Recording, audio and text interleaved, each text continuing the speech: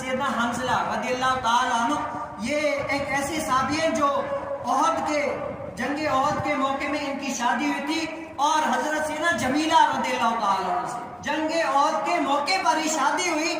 تو جب شادی ہوئی تو صحابہ کرام رضی اللہ تعالیٰ عنہ نے آوازیں لگائی کہ اے صحابیوں، جنگ احد کی جنگ چھڑ چکی ہے، جو جہاں پر ہے جلدی سے واپس آ جائے۔ تو حضرت سیدنا حنظلہ رضی اللہ تعالیٰ عنہ جو اپنی بیوی سے حق مباشرت میں مصروف تھے، کیا تھے؟ حق مباشرت میں مصروف تھے، وہ کانوں تک آواز گئی کہ اے صحابیوں، جلدی جنگ احد میں پہنچو، وہاں پر صحابہ کرام جنگ احد میں لڑنے میں مصروف ہے۔ تو حضرت سیدنا حنظلہ رضی اللہ تعالیٰ عنہ وہاں سے اپنی بیوی سے مباشرت چھوڑ کر اور وہاں سے دوڑ پڑتے ہیں اور کہتے ہیں کہ پہلے وہ حق ہے، بعد میں یہ جنابت والا غسل بھی بعد میں اتاروں گا، پہلے جا کر ان کفاروں کے ساتھ لڑوں گا۔ کیا ہوگا؟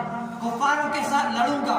وہ غسل جنابت کی حالت میں جا کر وطن میں جاتے ہیں، کافی لوگوں کے سر قلم کر دیتے ہیں، لڑ لڑ کے آخر کار جام شہادت پاتے ہیں، اور ہزاروں لوگ مارے گئے، ہزاروں لوگ قتل ہو گئے، ان کے بھی یہاں بھی قتل ہو گئے۔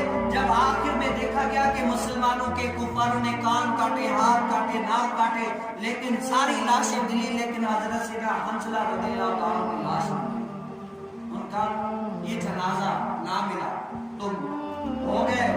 بعد میں دیکھا کہ وہ جنازہ یہاں پر آیا ہے اور ان کی داڑھی میں بھی پانی جو ہے نا ٹپک رہا ہے۔ کیا ہو ہے؟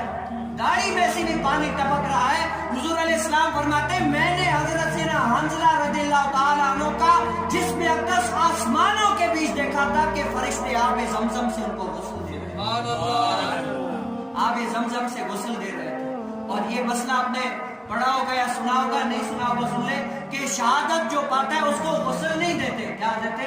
اسی خون میں، اسی کپڑوں میں دفن کر دیتے۔ لیکن حضرت سیدنا حنظلہ رضی اللہ تعالیٰ عنہ کو کیوں دیا؟ کیونکہ وہ اپنی بیوی سے حق مباشرت میں تھے، حق مباشرت میں تھے، غسل کے لیے ان کو واپسی اللہ تعالیٰ نے یہ مرتبہ دیا کہ فرشتوں کے ذریعے سے ان کو غسل دیا ہے۔ یہ شان ہے خدمت گاروں کی، سرکار کا عالم کیا ہے۔ یہ کس کے لیے؟ جب اسلام کو، دین کی، مال کی، اسلام کو خون کی ضرورت پڑے تو صحابہ کرام رضی اللہ تعالیٰ عنہ آگے پیش ہو کر کہتے تھے کروں تیرے نام پر جاں فدا، نفس ایک جاں فدا، دو جہاں فدا، دو جہاں سے بھی نہیں جی بھرا، کروں کیا کروڑوں جہاں